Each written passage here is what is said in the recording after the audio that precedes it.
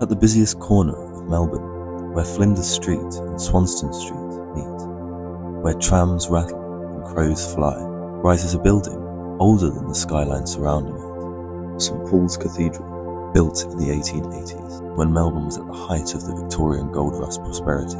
But Melbourne has changed. Its people have changed.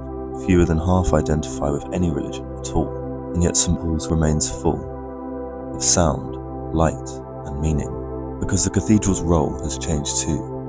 For more than a century, this cathedral has been unmistakably Anglican. Every arch and stained glass window speaks of that tradition.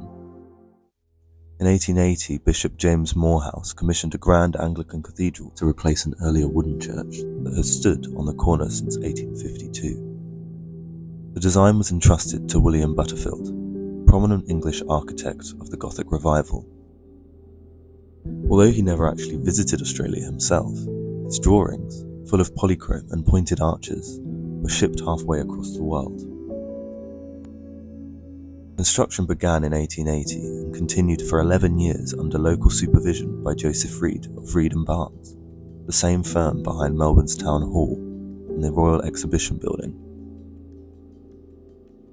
It was consecrated on the 22nd of January 1891, just as the colony entered an economic depression, a reminder that faith often outlasts fortune.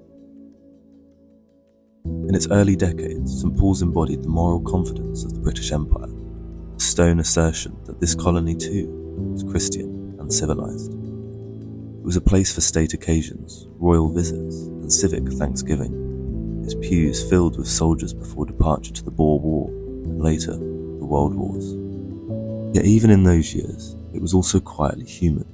It hosted choirs and children's services, memorials for miners and sailors, and the daily ordinariness of prayer amid an expanding city.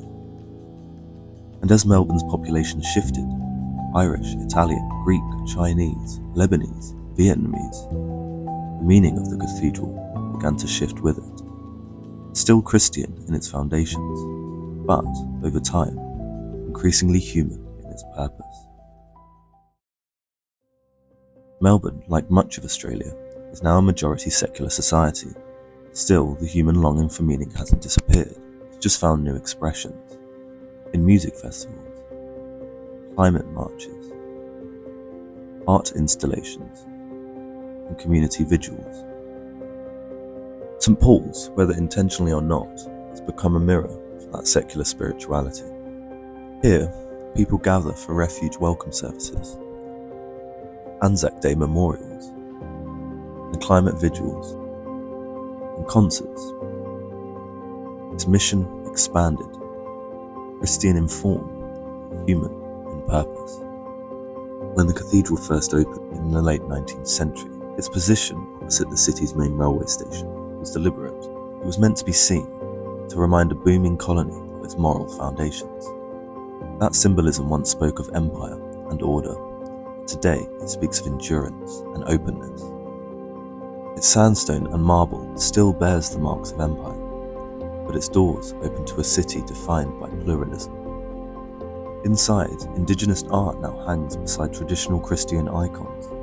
Its clergy speak on climate justice, reconciliation, and LGBTQ+ inclusion, topics that once divided the church are now a part of its civic voice. The cathedral no longer stands above the city, it stands within it, a place for conversation as much as conversion. In moments of crisis, locals still come here. This is the quiet truth of sacred architecture in a secular age.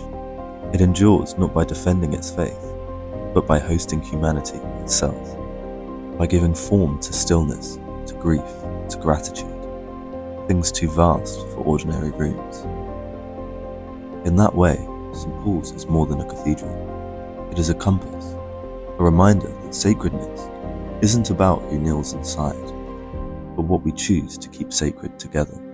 Christian in form, human in purpose, and like the city it serves, very much alive.